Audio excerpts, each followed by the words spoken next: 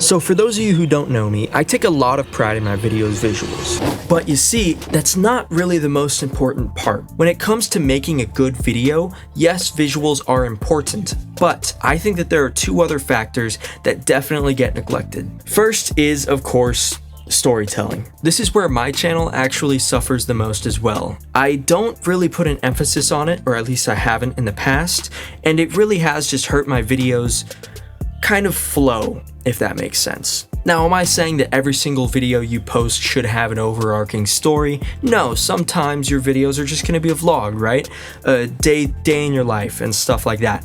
But what you're kind of missing there is that a day in your life, a week in your life, you know, going up with friends and stuff like that, is a story in itself, and you should be telling it narratively. Now, does that mean you have to script out every video or take multiple takes of everything? No, right? If you're doing more of a vlog style, then everything should be pretty raw, pretty, you know, one take.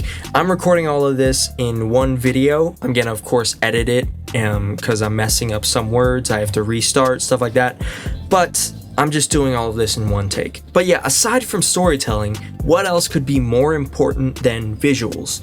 And my answer to that is the audio. A lot of people neglect their audio. They don't edit it, they don't have an external microphone, or they just kind of ignore it altogether. Something that I've come to realize is that there are only 2 out of the 5 senses that you can rely on to draw in people to your content and to your video. They can't taste, smell, or touch you, okay? All they can do is hear and see you. And so you have 2 out of 5 senses to work with. You have to optimize every single sense. Think about it. The best edits you've seen on TikTok, Instagram, YouTube, all that, they all have sound effects. Now, whether it be sound effects or just audio straight from the camera like this, you need good quality. Good quality comes from a good quality microphone and good quality editing. I use for my videos either a Rode Video Micro 2 or what I'm recording on currently, the Sony ECM B10. The Rode is more suited for my Lumix cameras simply because it has stereo options that work better with Lumix. For some reason, I can't figure it out with my Sony. But my ECM B10 on my Sony plugs directly into the microphone, or not the microphone, the hot shoe. And so I don't need to plug it into my camera. I don't need to charge it. There's no batteries. The camera powers it itself. And it just gives me good audio quality. Good audio quality in general. I don't know what happened there. So I'll just take you through my basic layout for editing my audio for my videos. Okay, so I just have a little sample footage here. This is going to be in a vlog, probably coming out later, maybe in a few weeks or just a week, I'd say. So this was just kind of where I was showcasing the mic, actually. So first off, first thing you're always going to want to do is go into the edit page, right click on the audio, and hit normalize audio levels. What this does is it essentially makes the audio all the same. It makes it so it's not too loud, not clipping, and when it's quiet, it's going to bring up those levels too. I recommend doing this for anything where you're talking or just audio in general. 100% always normalize it. Okay, so I actually plugged my headphones in. So I just plugged my headphones into the mic. So this is my favorite audio clip that I could find because it has this starting one where I'm right on top of the microphone, and then it skips ahead a tiny bit to where just plug my headphones into the mic.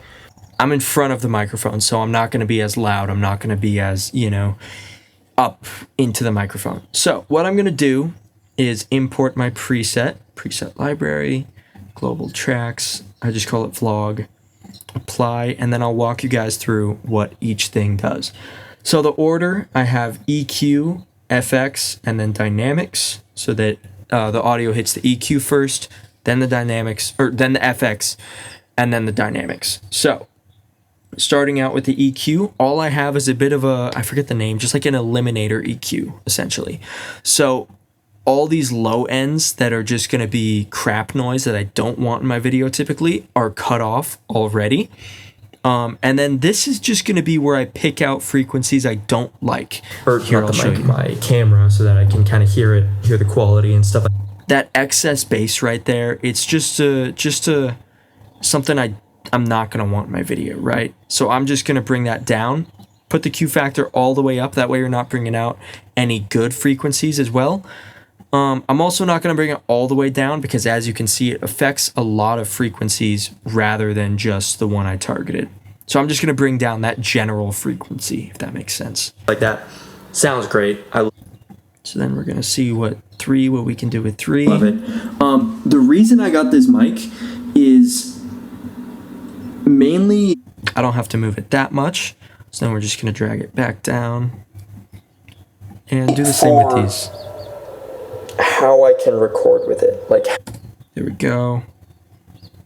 Boom. How I can use the audio with it, you know, because right here you might think, oh, you know, my other...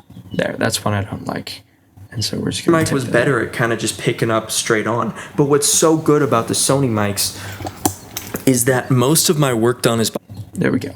So after this, what's going to hit? Effects, okay? So here I have vocal channel and fresh air.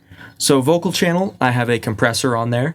Bring up the low frequencies, bring up the low sounds and dampen those high ones. Is done behind the camera, right?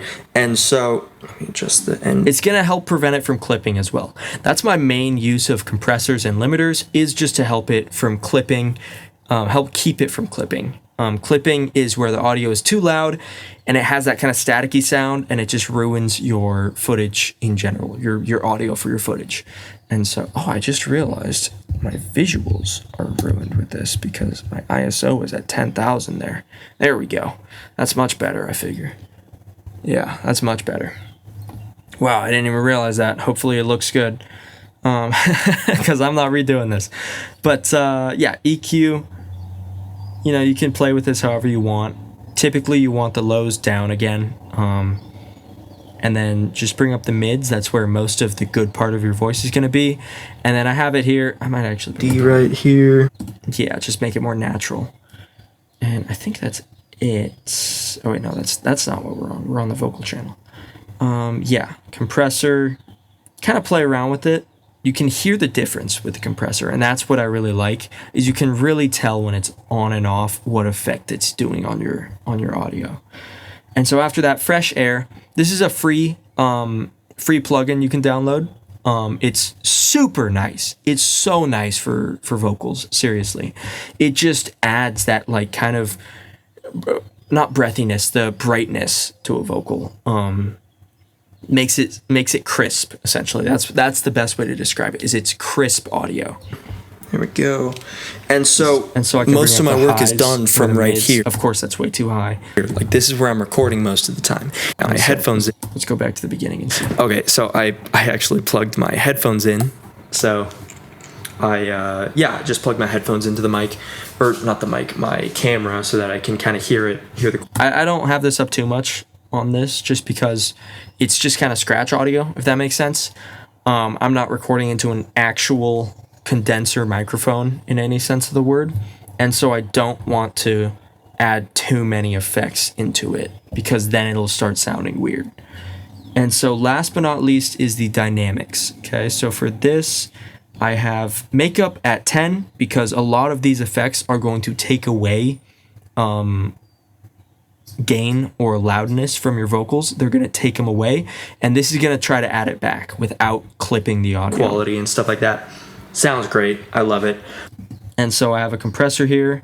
You can add a limiter. The reason I got this, if it's still too loud, I try not to have it because I want it to have as much volume as possible. I don't know what an expander does. I'm going to be so real with you, but gates are nice. Noise gates are very nice. This is what's going to cut out that background noise when I'm not talking. Mic is... So I'm going to hear that kind of chatter. Mainly for how I can record with it, like how I can use the audio with it, you know, because right here you might think, oh, I actually typically don't even have this, or at least turned up that much. You know, my other mic was better at kind of just picking up straight on. But what's so good about the Sony mics, there's not much background noise anyway, so I'm not really going to touch that actually. And yeah, I think that's kind of it.